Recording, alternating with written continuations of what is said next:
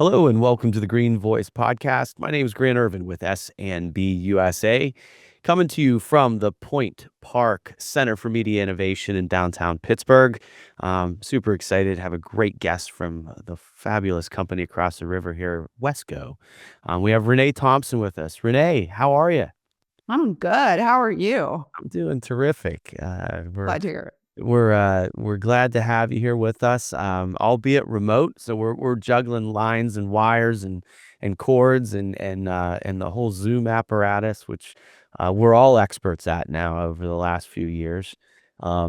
Thanks to Wayne and Tyler, we were able to get hooked up and connected with you. So great to have you on the Green Voice. Thank you. I'm really glad to be here. I appreciate the extension of us having this conversation. So I'm assuming that this is this isn't your real office behind you. This is a fabricated, fabulous background that's provided.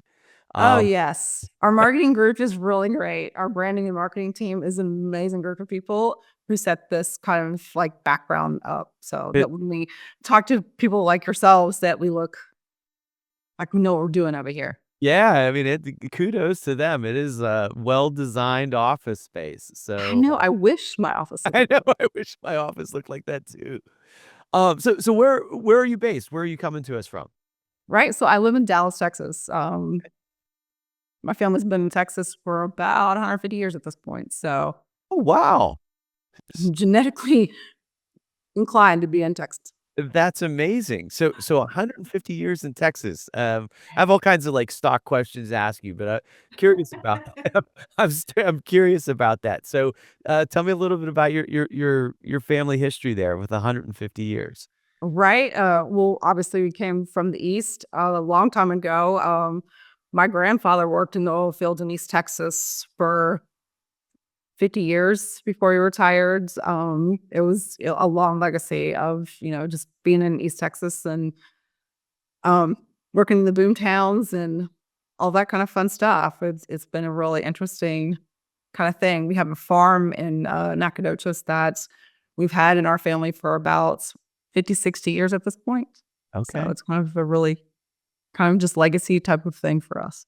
Now, as a full-fledged Texan, are you kind of inclined to have a little bit of that big city life in places like Dallas and Houston, but also being on the farm at the same time? Like, there's that inner relationship between the two that's so essential to Texas. Is that the case for you as well? It is, I really I live in a neighborhood where I can walk to everything, but 20, 30 miles from here, it is flat and you can see for miles and the landscape is extraordinary, at least in my opinion. That's amazing. That's amazing. Texas is a terrific place to be.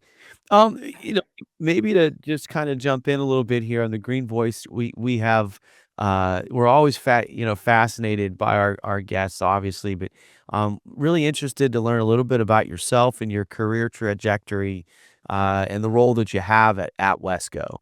So maybe if you can just kind of impart that on our listeners. Sure. I think like many people that work in sustainability today, it was not a straight path, to say the least. Many of us started in other roles. It was a passion.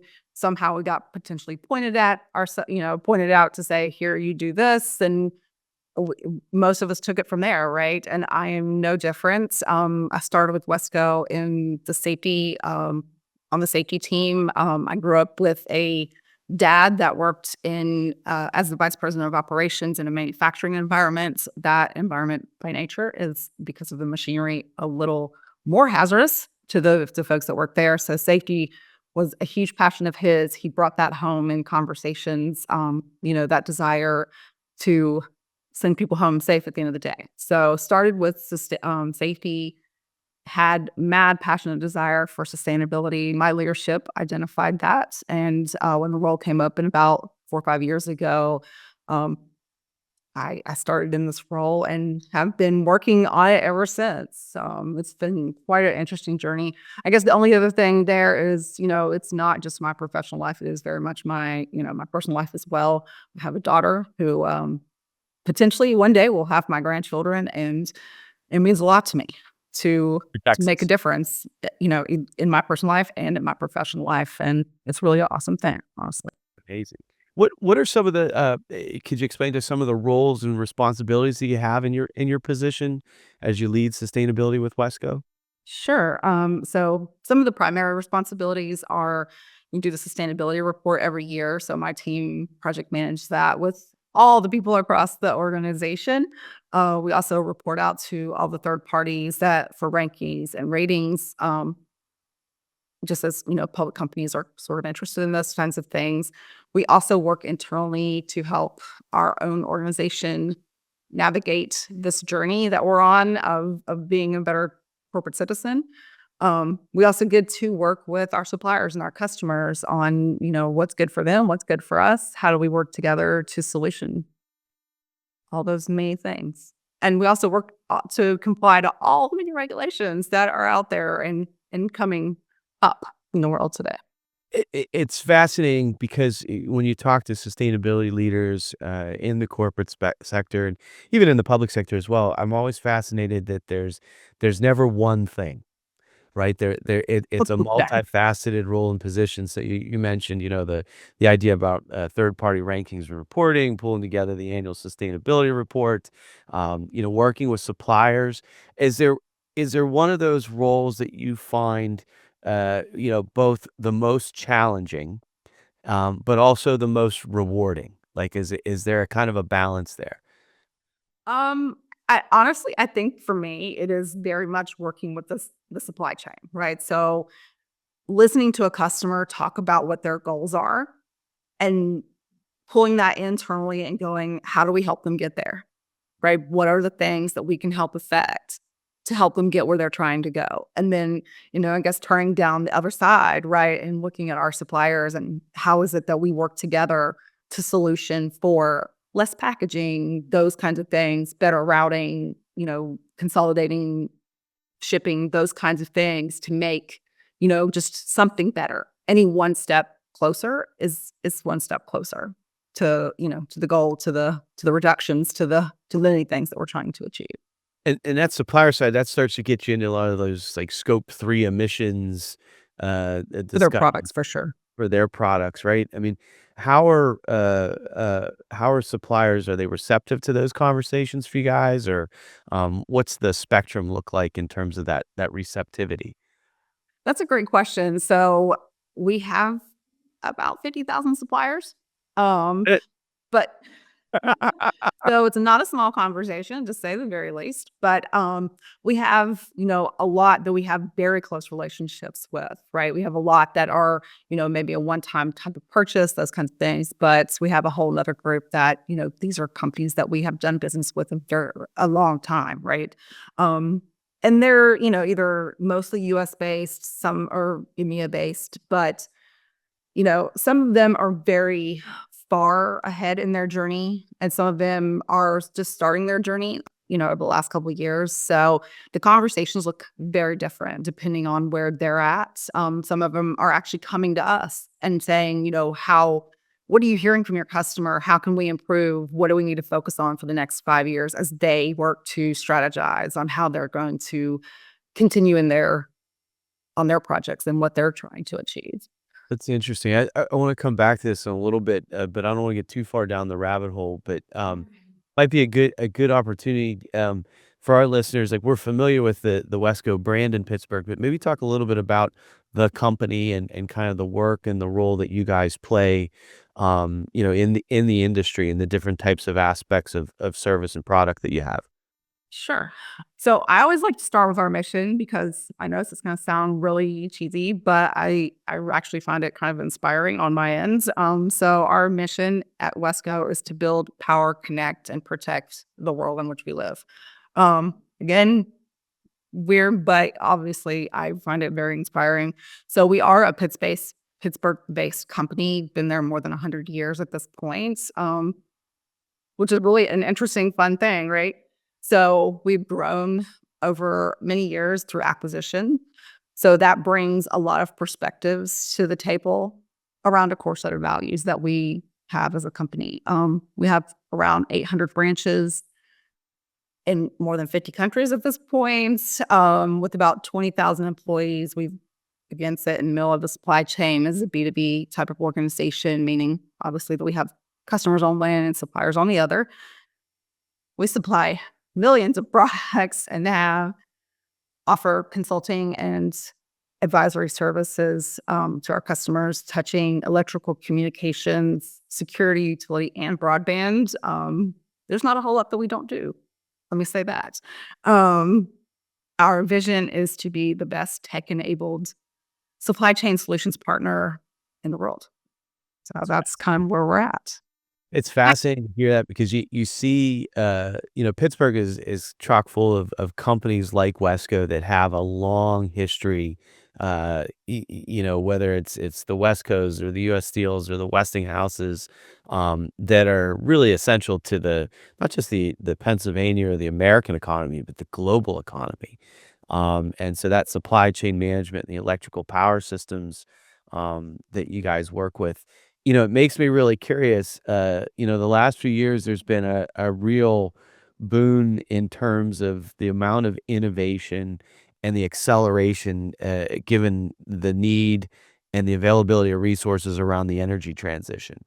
And so you have, a lot of federal investment in that space right now, like the Infrastructure Investment and Jobs Act and the Inflation Reduction Act, CHIPS and Science, a lot of things that were really led by the Biden administration and Congress to uh, really, onshore, reshore manufacturing and accelerate that energy transition. What what has that meant for you guys at WESCO, in it really being at the epicenter? And I should mention broadband too. You just mentioned that as well, which is another huge investments in terms of I think it's called the BEAD program that's out there for states to take advantage of.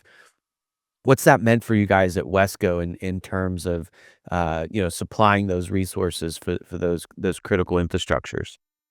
Right. It's a great question. Kind of to your point, the growing energy demands is going to require a lot of significant infrastructure um, as we invest in the grid and energy storage and other technologies. It means a lot to us to help ensure that those things kind of take place and how we can be a part of that. Creating a system where we can ensure the resilience of the grid is a great place to be, right? We're as a company, I will tell you, we are ridiculously excited that we are part of that transition. You can hear our if you listen to any of the public facing calls that we have with our investors every quarter, you can really hear that as John's message is that we are, really excited about the work that we do with our partners. That's exciting. Two things about that, maybe to break that apart a little bit. I guess one, how has that affected those major investments? From the federal government has catalyzed major investments in the private sector.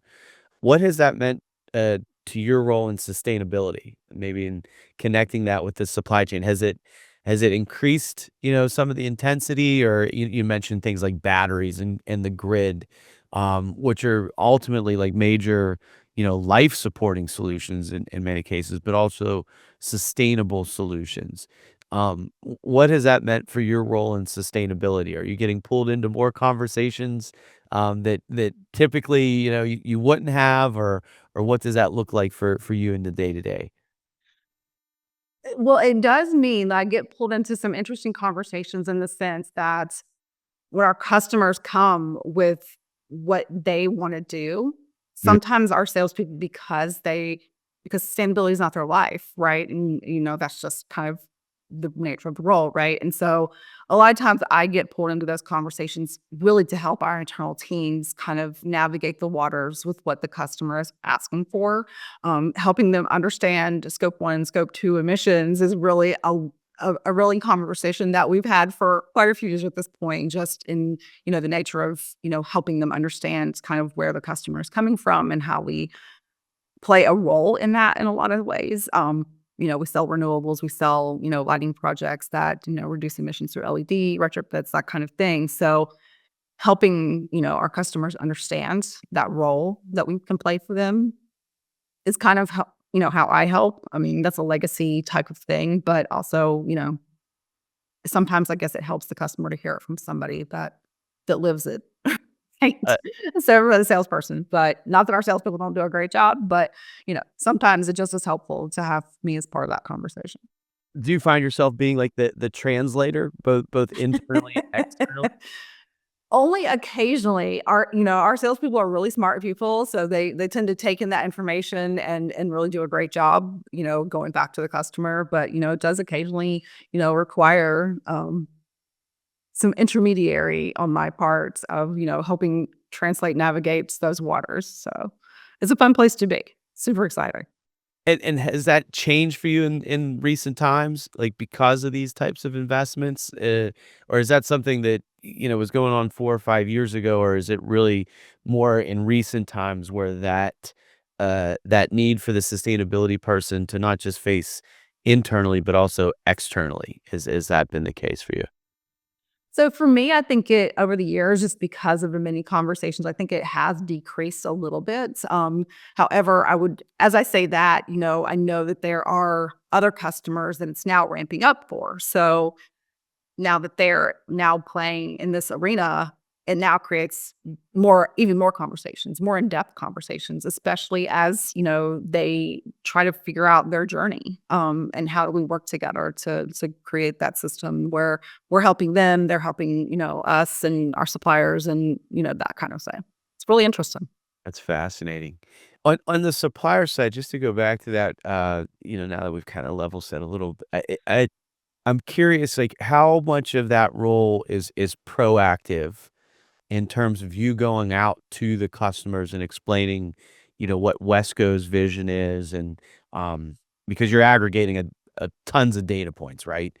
How much of that is proactive and how much of that is reactive on your side in terms of those customers coming to you with either an idea or, "Hey, we're looking to supply Wesco. What are your requirements?" Being that B2B, you kinda sit in the middle in many cases, right? So I'm curious, how much are you going out and evangelizing, and how much are you coming in and kind of receiving kind of that feedback? So I would say it's about 50-50, right? In the sense that we have some very advanced forward thinking suppliers who are very advanced, back to the fact that we have some that are very advanced and are looking to make a difference, making to look the impact, making looking to make an impact, right? um and really are looking for how it is that we work together. And then there are other ones that we have to approach to say, hey, we have this idea. How do we work to make this something that we can do, and really how do we move that forward? Mm, Generally, those are very long conversations. interesting. In long in terms of, like, the time for them where an idea gets incubated until Right. it gels and forms together. Could it Exactly. Could you give you don't have to give specific company names or anything like that, but I'd be curious about examples, like that, my company, S&B USA, for example, we're in the infrastructure and construction space. And so we, Okay. just to tee up my question here a little bit, like, we've gone through the scope 1 and scope 2 process. So you find, little innovations in your fleet and fuels and how you procure utilities and energy and things of that nature. But the supply chain is so difficult and daunting. Um, we look at, we're in heavy civil, so we're looking at things like concrete and steel and, Mhm. aggregates and stones. So things that are carbon intense by their very nature. I'm curious what you see in terms of those, in terms of those customer relationships. What are some of the innovations and the ahas that are starting to percolate, either on your side with suppliers, like, hey, what if we did this? You mentioned packaging a couple minutes ago, but what are some of the things that folks are coming to you, and what are some things that your team's coming up with in terms of finding ways to reduce that impact? So on the customer side, more recently, it has been um, more how do we're changing out infrastructure. How do we recycle? Excuse me. those kinds of things, like solutioning for that. Batteries are massive, right? So how do we make sure those go to the right place where they're not going just to universal waste, that they're going Yeah. to get recycled, those kinds of things. And how do we put those mechanisms in place so that it's a continuous feed. It's not somebody having to continuously do something, right? Innovation, automation, those kinds of mindsets are always very prevalent over here.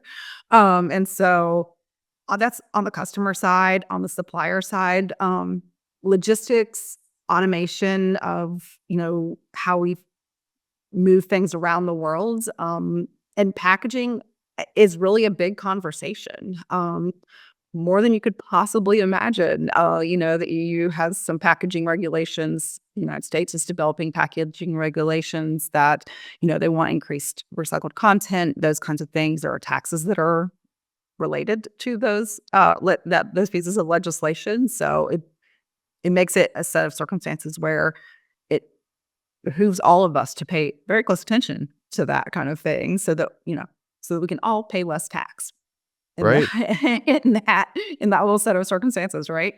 Um, but we're also super wood intense, right? So we have wooden reels, we have wooden pallets. That I have to tell you is actually going to be one of my primary focuses over 25. We had some conversations in 24 on it. Kind of came to a little bit of a stalemate there, but in 2025, definitely revisiting that conversation. And how we figure that out. I'm super invested in working with several of them to figure that out because it's an important part of the conversation. That's fascinating. Are you seeing that, like, what are some of the, the terminology or the the words that I'm gonna call them the words that matter? Like you mentioned packaging, logistics, like, inherently based into a lot of that is waste, right? Is that, what are ways to kind of advance some of these initiatives, that you're finding success within your company? I'm sorry, one more time. I was just saying, like, what are some of the ways in which you find to successfully drive these initiatives forwards? Like, are key phrases or concepts like waste removal, cost reduction? What are the ways that you see having success in kind of moving initiatives forward on this level? It is really based, and I hate to say it, but cost, the return on the investments, lowering cost, that is always going to win, right? Um, but I can say, especially over the last few years, depending on who the supplier is, that kind of thing, cost hasn't always been the driver. It is the reduction of the waste, the reduction of the miles driven, those kinds of activities that seem to be more of a priority at this point, which is refreshing, right? So it's all not just driven by cost. So, Yeah, you're seeing real efficiencies in real time, right? right. And then the good news is those efficiencies that if you choose to just rely on efficiency, right, and focus on that, it's interesting because sometimes you are very surprised by the cost reduction, right? Because you were focused on this reduction and you're like paying attention to this metric, and then you kind of look back a little bit and you go, "Oh, how about Oh, that? yeah. Look at us. We Good. saved some money." Um, I'd like to zoom out here for a minute I like when we just kinda jump into, like, some quick nerdy topics here on the Green Voice, but just to zoom out a little bit, and if you could talk about, the evolution of kind of the environmental social governance conversation at WESCO and you mentioned your mission, right? As being kind of a foundation. Um, if you could talk about that, that what has the process been, for you in developing your ESG strategy? And you talked about kinda issuing the annual report that you guys put together. Um, Talk a little bit about that process, and what are some of the discoveries and things that you've liked to tout, and the successes that you've had in recent years? Such a great question. So obviously today, this is a much bigger topic than it has ever been. Mhm. More and more public companies are taking interest in environmental, social, and governance topics. So, and like many other public companies, Wesco, we We cared. We are part of that conversation.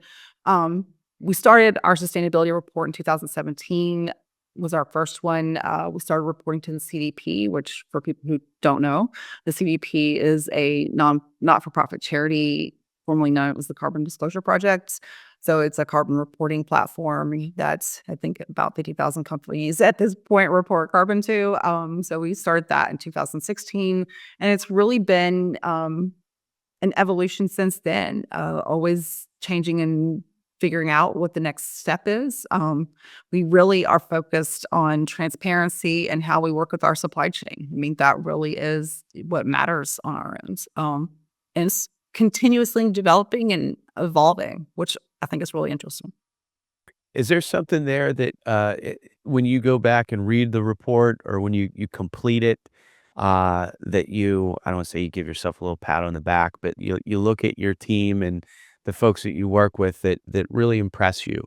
Is there anything that stands out? Oh, yes. So I have to tell you, I've talked about this project so many times, but I love it so much. It was in the last year's report.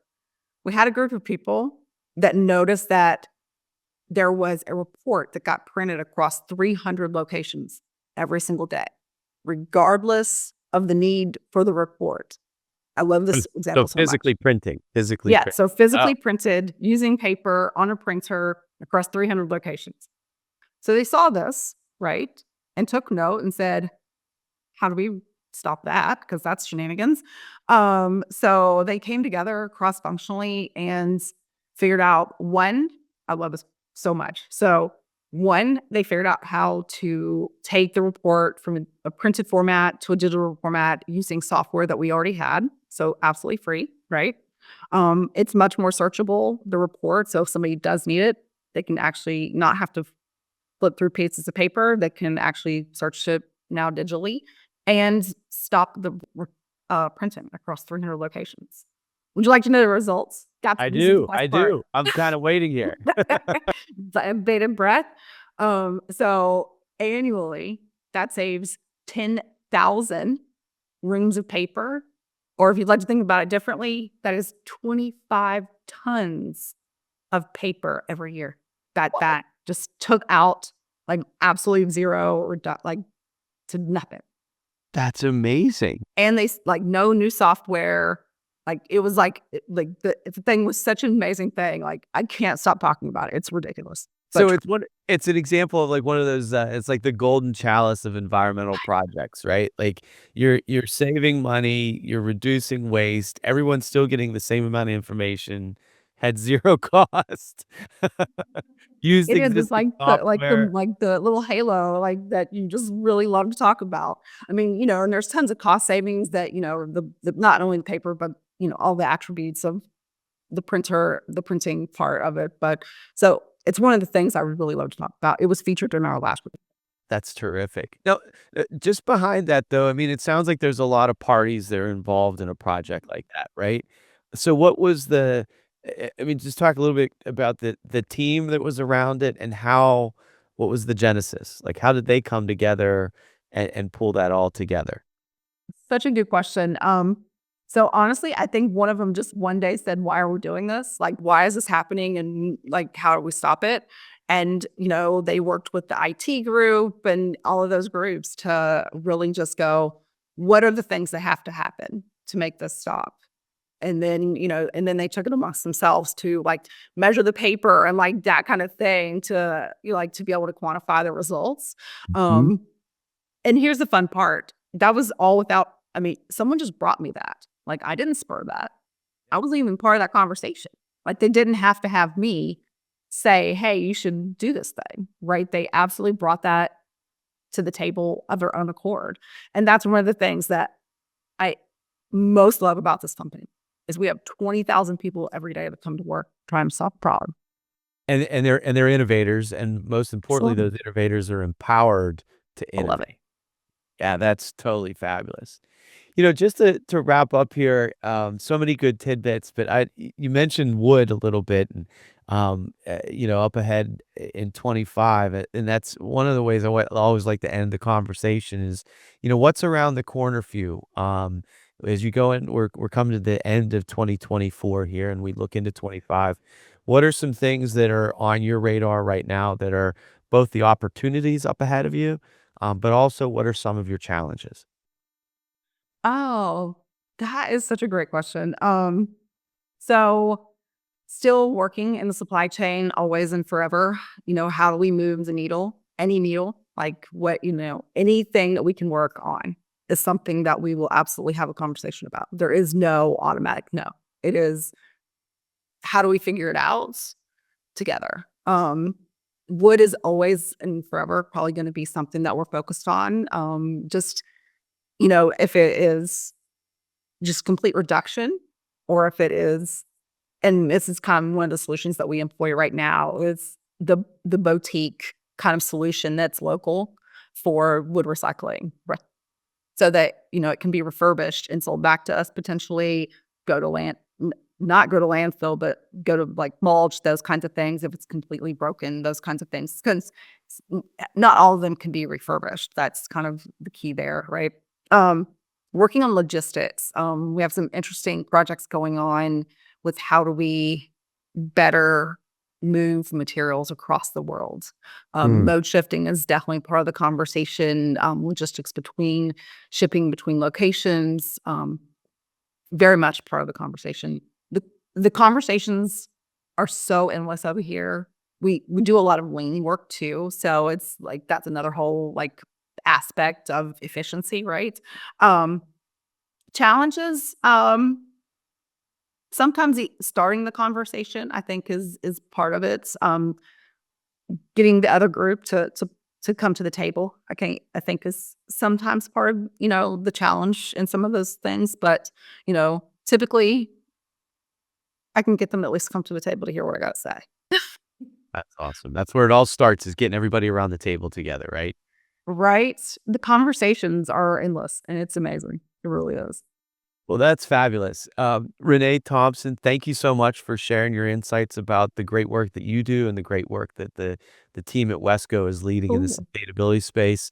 We're proud to call you a Pittsburgh company, and thank you for joining us today on the Green Voice. Absolutely. I really enjoyed our conversation. Thank you so much. Terrific.